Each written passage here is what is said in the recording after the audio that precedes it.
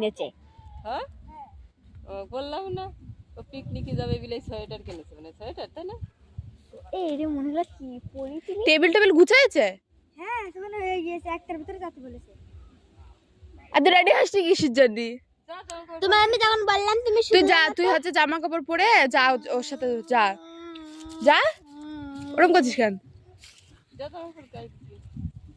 যা আমার জুতো শুকায়নি। দে, একটু পরে আবার আসবি আমার নীতি, ঠিক আছে? 1 ঘন্টা পরে আসবি।